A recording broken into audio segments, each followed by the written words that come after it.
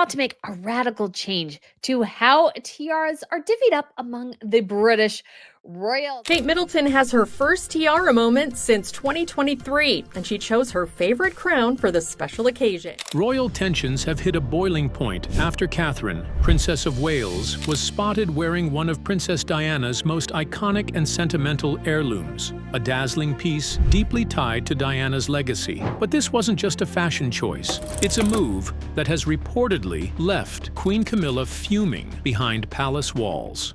Whispers of jealousy, power struggles, and royal protocol violations are now swirling through the corridors of Buckingham Palace. Was this an innocent gesture or a silent statement that struck a nerve? Today, we unravel the drama shaking the royal family. Camillas Glance, a telling pause. The Grand Hall was hushed with anticipation as the royals made their entrance. All eyes turned as Catherine, the Princess of Wales, appeared first. Graceful, confident, and effortlessly radiant. Her gown shimmered under the chandeliers, but what truly stole the attention was the tiara that crowned her head. It wasn't just any tiara, it was the lover's knot, a sparkling, historic piece closely tied to a name the world had never forgotten: Princess Diana. Royals have posed for a new formal photograph. Of course, your eye is drawn to the Duchess of Cambridge, Kate Middleton, as it always is. Yes. You just can't help but notice her. You notice there, she's the only splash of color in this picture. But take a close look at her tiara. Yeah. That's one of Princess Diana's favorites. Just a few seconds later, Queen Camilla entered the room. She walked tall, as she always did, wearing a practiced smile and the poise expected of a queen. But the second her gaze fell upon Catherine's head, something in her shifted. It wasn't loud, it wasn't dramatic, but it was there. A split-second pause in her step, a slight flicker in her eyes, and the tiniest tightening of her lips. Her body didn't falter, but behind that royal mask, a storm had stirred. Because that tiara wasn't just jewelry, it was a symbol. It had once sat proudly on the head of Diana, the people's princess. It was her favorite, often seen in photos that the public cherished and the palace perhaps wished they could forget. And now, decades later, it had returned, not to Camilla, the current queen, but to Catherine, the woman many had begun to embrace as Diana's spiritual heir. To most in the room, the moment was just another royal appearance. But for those who understood the deep, complicated web of royal relationships, this was a quiet explosion, a crown jewel of memory, legacy, and rivalry. Camilla spent years rebuilding her image, rising from a scandal to become queen consort, standing loyally beside Charles. Despite her title and power, Princess Diana's memory remained ever-present, beloved by the public, immortalized in photographs, and echoed in the voices of those who cherished her warmth, vulnerability, and lasting connection. Camilla held the crown, but Diana still held the people's hearts. Now, that legacy shimmered, quite literally, on Catherine's head. It was more than fashion, more than protocol. It was as if history had chosen its favorite once again, and Camilla knew it. No matter how many years passed, how many royal tours she attended, or how many official portraits she posed for, Diana would always be the unspoken standard. And Catherine, elegant, beloved, and strikingly composed, was the one now carrying that torch. So in that quiet room, amidst velvet carpets and glittering walls, a battle of legacies was silently playing out. Catherine smiled warmly at the crowd, perhaps unaware, or perhaps fully aware, of the weight the tiara carried.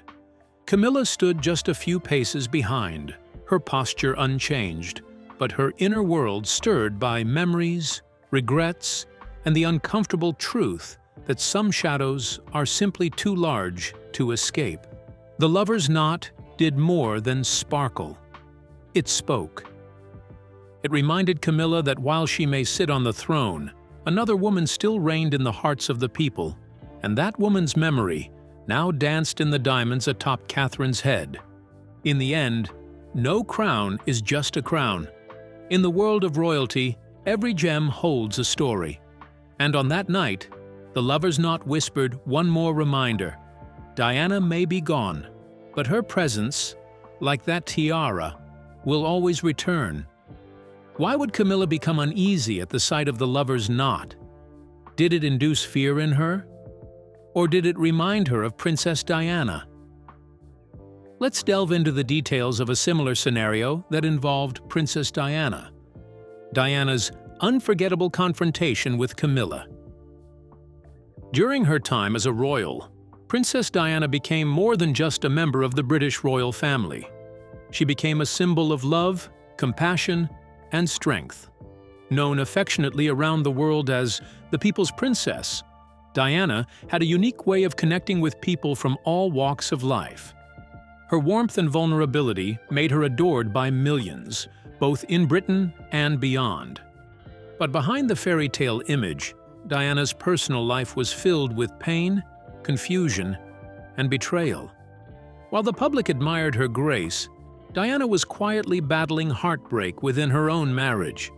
It eventually became public knowledge that her husband, Prince Charles, now King Charles III, had been involved in a long-standing affair with Camilla Parker Bowles, now Queen Camilla, a relationship that had reportedly started before Diana even entered the royal scene and continued well into Camilla's own marriage.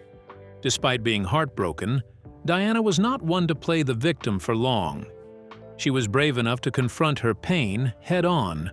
One particularly dramatic moment that truly revealed Diana's strength came one evening at a party hosted by Camilla's sister. Diana wasn't expected to attend the event, especially considering the emotional weight of being in such company, but she showed up anyway, stunning everyone with her courage and presence. According to Ken Worf, Diana's former personal protection officer, she seemed uneasy during the gathering. And I was actually surprised that even Diana had agreed to go to this party, knowing full well that Camilla was going to be there. But anyway, she decided to go. After about an hour of strained smiles and awkward exchanges, she asked Worf to help her locate Charles and Camilla, who were nowhere to be seen. The two made their way downstairs only to find the pair sitting closely together on a basement couch, deeply engaged in a private conversation. What Diana did next was nothing short of iconic. Summoning every ounce of courage, she approached them without hesitation. She looked Camilla in the eyes and said, with quiet but firm strength, "Please don't treat me like an idiot. I know what's going on." This wasn't a hysterical outburst or a dramatic scene. It was a woman demanding honesty in a room full of secrets. Camilla's reply was vague and evasive. She didn't deny anything. Instead, she simply remarked, "Well, you know, you have two wonderful boys." A response that only highlighted the emotional divide and perhaps guilt or discomfort. Diana, in that moment, made it clear that she was no longer willing to pretend, no longer willing to be a silent participant in a crumbling marriage. Worf later described the confrontation as a turning point, the moment that marked the beginning of the end for Diana and Charles. And indeed, shortly after, their relationship continued to deteriorate. They officially separated in 1992 and finalized their divorce in 1996. Tragically, Princess Diana died in a car crash in 1997, leaving the world in shock and mourning. She was only 36 years old. From our very own Foreign Secretary, Robin Cook, who's in the Far East at the moment, that Diana, Princess of Wales, has in fact been killed in that car accident. Charles eventually married Camilla in 2005, solidifying a union that had long existed behind closed doors. Diana's heartbreak, however, was never just about betrayal. It was about being unheard, unseen, and disrespected. In a now famous interview, she summed up her reality with a quote that has echoed through history.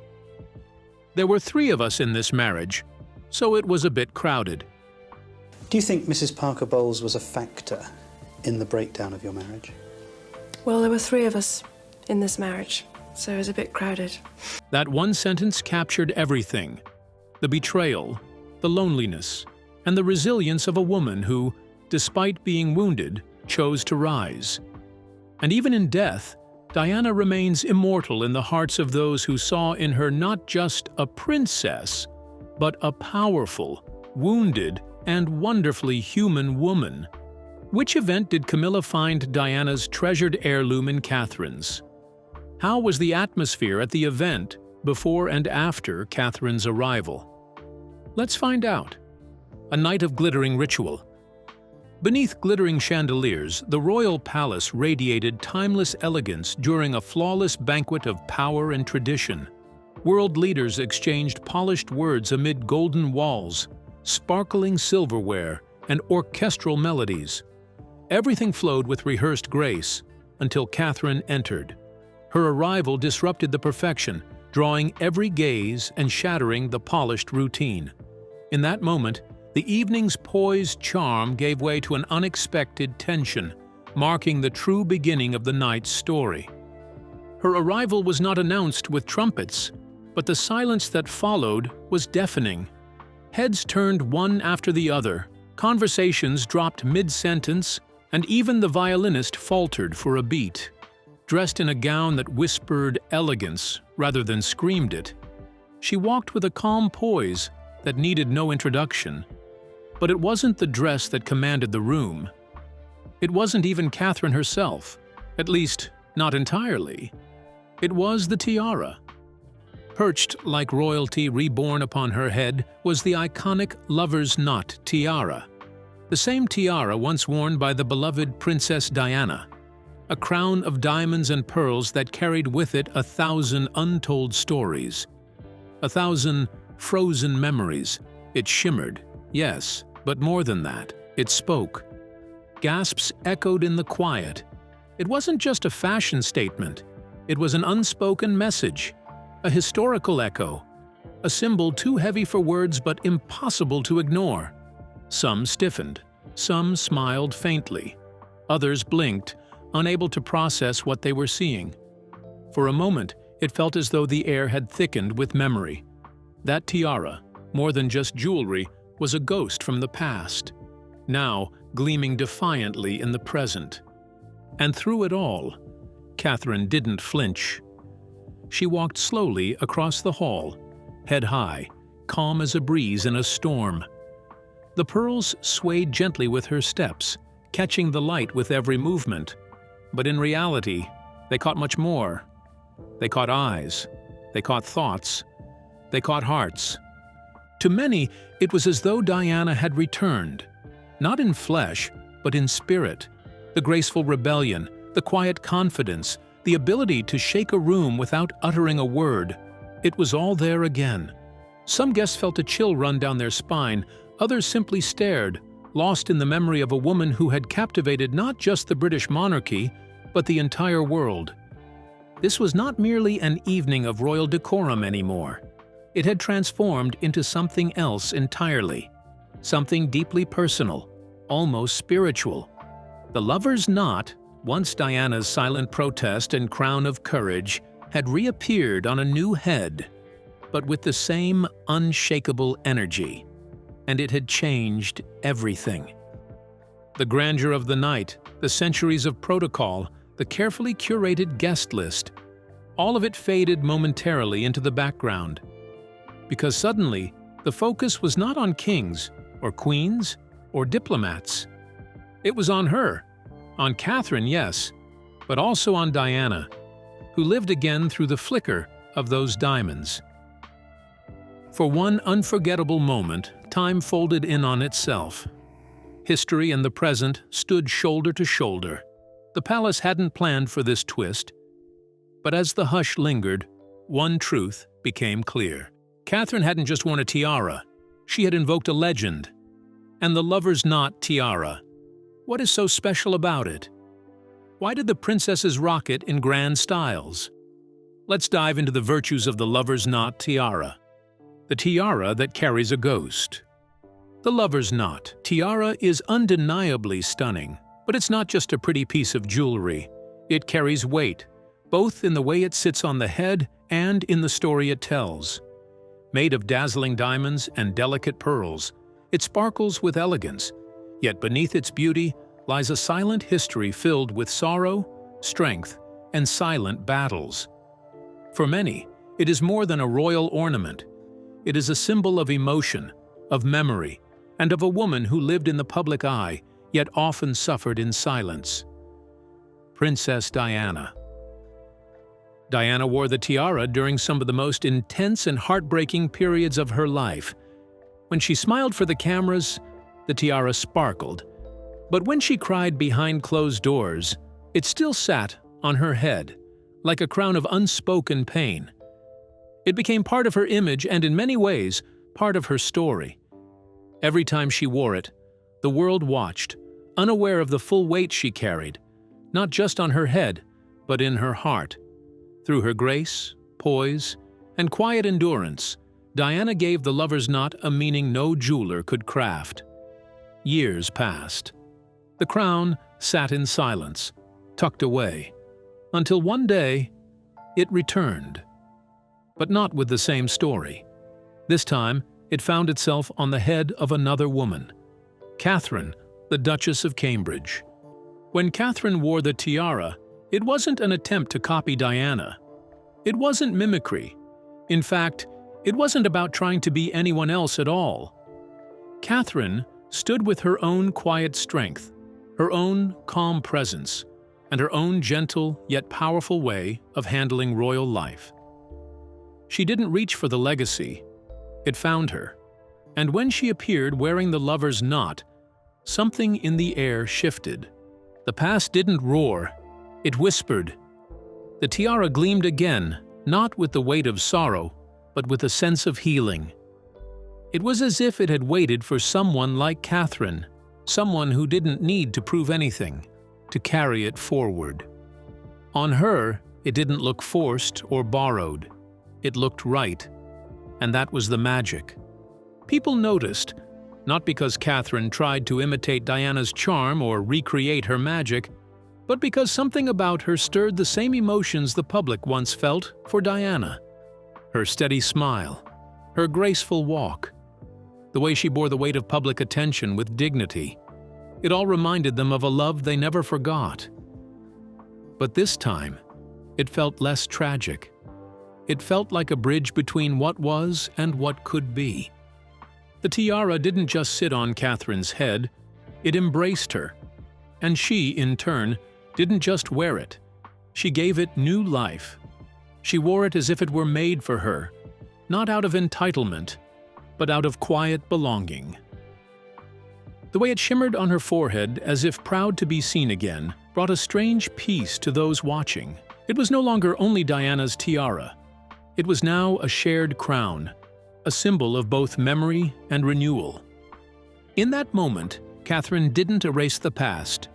She honored it, and somehow, with one graceful appearance, she made people believe that perhaps the sadness that once surrounded the lover's knot had finally settled into something softer, something hopeful. For the first time in a long while, it looked like the tiara wasn't just a reminder of a tragic story, but a sign that even the heaviest legacies can find light again. Why didn't Camilla keep the heirloom away from the reach of Catherine? Was it beyond her power and authority? Let's dig into the details of the decision that prevented Camilla from possessing the tiara. A royal decision few expected. When Queen Elizabeth II passed away, the world mourned not just a monarch, but a woman who had shaped history for more than 70 years. Behind palace doors, another historic moment quietly unfolded. One that would stir whispers across royal corridors and headlines around the world. The Queen's personal jewelry collection, a trove of priceless heirlooms soaked in royal legacy, was to be carefully distributed. Naturally, many assumed that Camilla, who had just become Queen Consort, would have her pick of the most iconic pieces. And among those, the lover's knot tiara, famous for its history, elegance, and deep emotional connection to the late Princess Diana, was considered the crown jewel. Given Camilla's new position, It seemed only fitting she would choose it as a symbol of her reign. But to everyone's surprise, Camilla didn't. It wasn't because she didn't want it. The truth was far more powerful and emotional. The tiara had already been promised to someone else. Someone who had quietly earned the late Queen's deep respect over the years. Catherine, the Princess of Wales. It was reported that Queen Elizabeth herself had made that decision long before her death. The move was not simply about inheritance or royal protocol. It was deeply symbolic. In giving Catherine the lover's knot, the Queen was making a statement not through words, but through legacy. For years, the Queen had watched Catherine handle the relentless pressure of royal life with quiet grace, always poised, always dignified, rarely faltering. In Catherine's calm strength and quiet dignity, many say, the Queen saw something familiar. Perhaps a younger version of herself. A woman who knew how to keep her emotions in check, who served without seeking the spotlight, who endured more than she expressed. But the Queen also saw something of Diana in her. Not the rebellious spirit or the media-fueled drama, but the deep, raw vulnerability, the empathy, the warmth. In Catherine, there was a bridge between two royal women. One the Queen had shaped a dynasty with, and the other who had left it too soon. So the decision wasn't random. It was thoughtful, deliberate, emotional. By entrusting Catherine with the lover's knot, Queen Elizabeth was acknowledging her not only as the future queen, but as the keeper of a legacy. The tiara wasn't just an ornament. It was a quiet message passed from one generation to the next, a seal of approval, a symbol of trust. And that's what makes this story all the more profound. Catherine didn't ask for the tiara. It wasn't handed to her with fanfare or ceremony. It was set aside for her, quietly, long before it ever touched her head. Because the Queen had already made up her mind. In the world of royalty, gestures often speak louder than words. This was one such moment.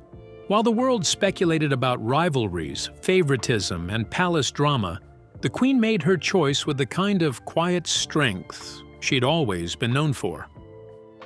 She didn't just give Catherine a tiara. She gave her a piece of history and the weight of a legacy only someone truly ready could carry. It wasn't a gift. It was a trust. Now that Catherine rocks the tiara, she seems to have stepped fully into Diana's shoes, innocently triggering fear in Camilla. However, is Catherine living Diana's legacy? Or is she merely sharing the glory of her mother-in-law? Let's find out. The battle for affection.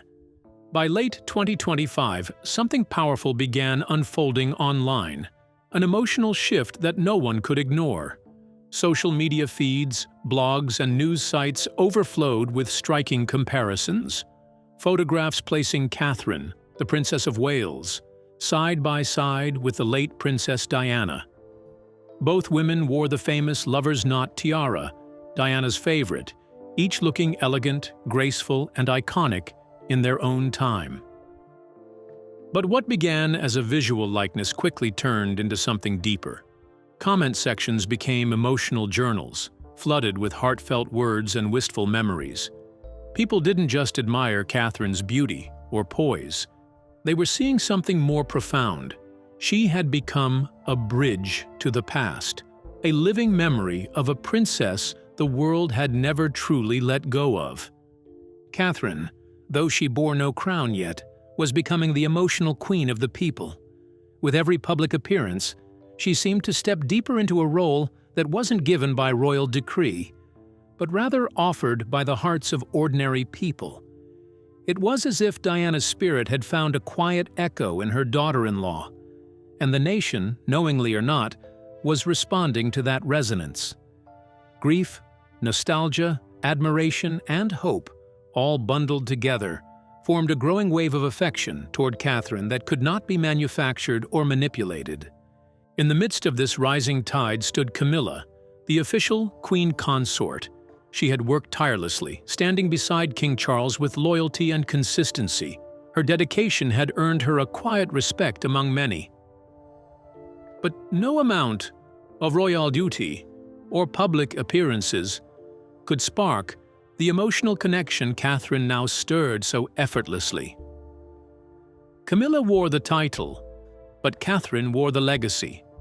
Then came another key moment, another royal event. All eyes were once again on the women of the royal family. Camilla arrived adorned in the historic Girls of Great Britain and Ireland tiara, a favorite of the late Queen Elizabeth II. The tiara was stunning, a piece of art, rich with tradition and royal prestige. On paper, it was the perfect choice for a queen, regal, elegant, unquestionably majestic. But something was missing. Yes, the crowd admired her.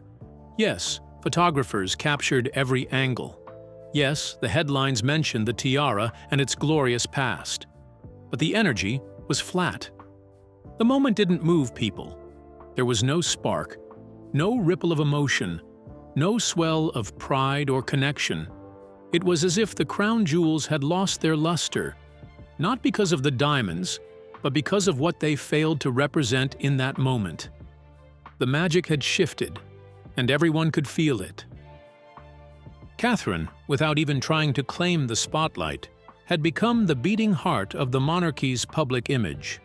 The tiara she wore was more than just an accessory. It became a symbol, a tribute, a whisper from the past, carrying memories of Diana into a new era.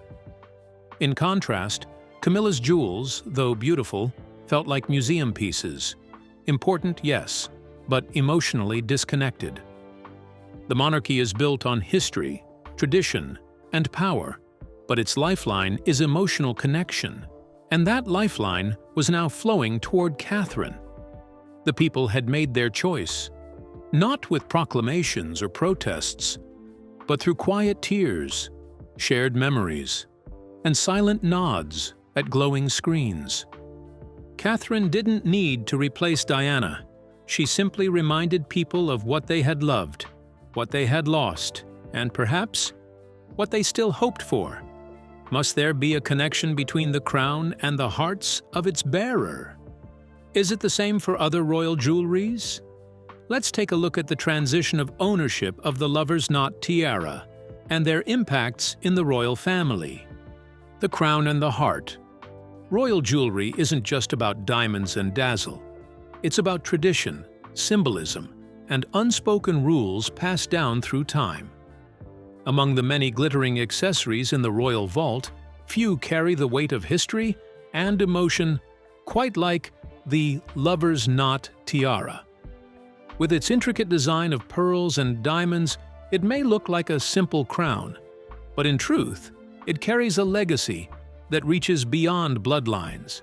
It's not just a piece of metal and gems. It's a message, a memory, and a mirror of the monarchy's most intimate moments. When it comes to tiaras, the rules are as strict as they are silent. These aren't accessories you casually pick up. They are assigned, not shared.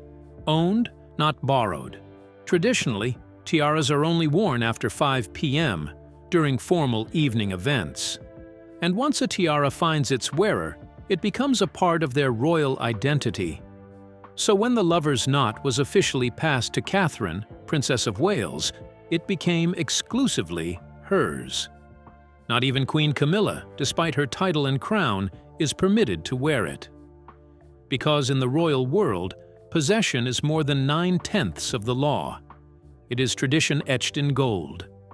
But beyond the protocols and prestige lies a deeper story, one that speaks to the heart of royalty and the people who watch it unfold.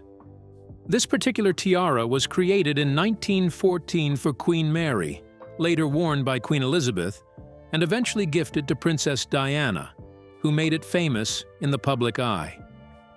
It shimmered in countless photographs as Diana faced the pressures of royal life with grace, sorrow, and strength.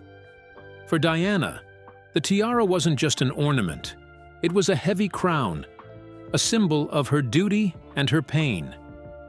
Now, decades later, that same tiara rests on the head of her daughter-in-law, Catherine. But where Diana wore it With the weight of expectation, Catherine wears it with quiet confidence and connection. It's not a burden anymore. It's a bridge. It doesn't just adorn her head, it tells a story of continuity, remembrance, and emotional resonance.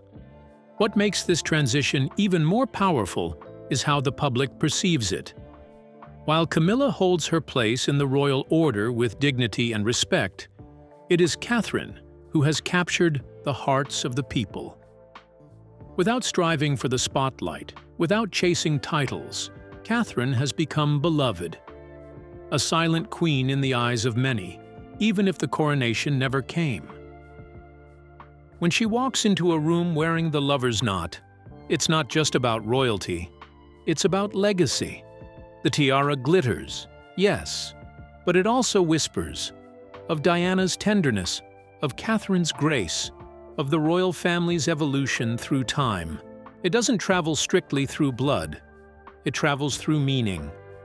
From grief to grace, from heartbreak to hope.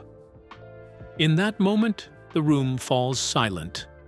The tiara speaks, and the world listens, not just because it's beautiful, but because it reminds us of the woman who once wore it with silent sorrow and honors the one who now wears it with strength and serenity. It's more than a crown. It's a symbol of emotional inheritance, echoing with the voices of the past and casting a gentle light on the future. Indeed, in the world of royalty, not all power is held in a throne. Sometimes it's held in a tiara, and the woman who wears it. So, do you think the tiara fits Catherine better, on her head and in her heart? We would love to hear your thoughts in the comments below. Don't forget to like and subscribe.